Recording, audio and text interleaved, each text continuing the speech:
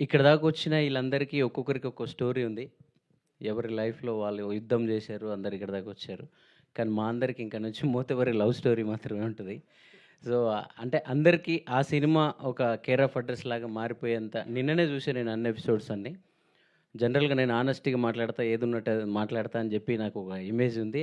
దానివల్ల ఈ మధ్య సైలెంట్ అయ్యాను. కానీ మళ్ళీ ఈ సినిమా తర్వాత మాట్లాడొచ్చు అనిపిస్తుంది. ఎందుకంటే అంత బాగుంది సినిమా. అంత కాన్ఫిడెన్స్ ఇచ్చింది నాకు. ఆహ్, యాక్చువల్‌గా మనం సినిమా లెక్క తీసినాం గానీ, సిరీస్ అని అందరూ సినిమా, సినిమా అనుకుంటుర్రు. Series, web series. సినిమాలు అలవాటయిపోయింది నాకు. సిరీస్ చూడడమే ఇది ఫస్ట్, చేయడం కూడా ఇదే ఫస్ట్ నేను.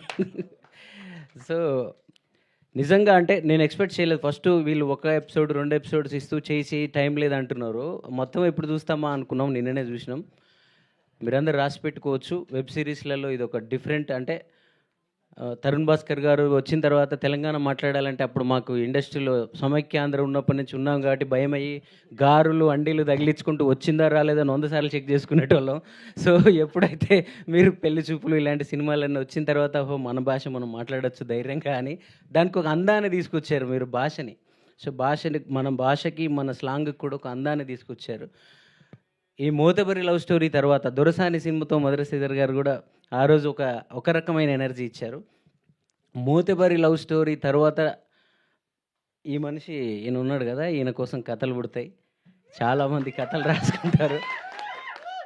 మధుర శ్రీధర్ గారు నాకు చెప్పారు ఇది చేయమని చెప్పినప్పుడే ఈయనని రవితేజ గారిని, రాజేంద్ర ప్రసాద్ గారిని కలిపితే ఈయన ఉంటారని. సో, ఆయనతో కలిసి వెబ్ సిరీస్ చేస్తున్నారు కాబట్టి మ్యూజిక్ చేయడం కోసం కొంచెం నన్ను ఏదో బూస్ట్ చేస్తున్నారేమో సార్ అనుకున్నప్పుడు. కానీ నిజంగా చూసిన తర్వాత సార్ మీరు చెప్పింది 100% నిజం. మన ఇప్పుడు ఆంధ్ర, తెలంగాణ వీళ్ళు పంపకాలు జరిగినప్పుడు ఇది ఇటు, అది అటు అని అనుకుంటారు కదా! సో, మనకెవరు లేరు కదా ఇక్కడ మా రవితేజని ఇచ్చేయండి, మా రాజేంద్ర ప్రసాద్‌ని ఇచ్చేయండి అని మనోళ్ళు ఏమైనా అడుగుంటారు సీఎంలు. ఇద్దరిని కలిపి అనిల్‌ని ఇచ్చినారు.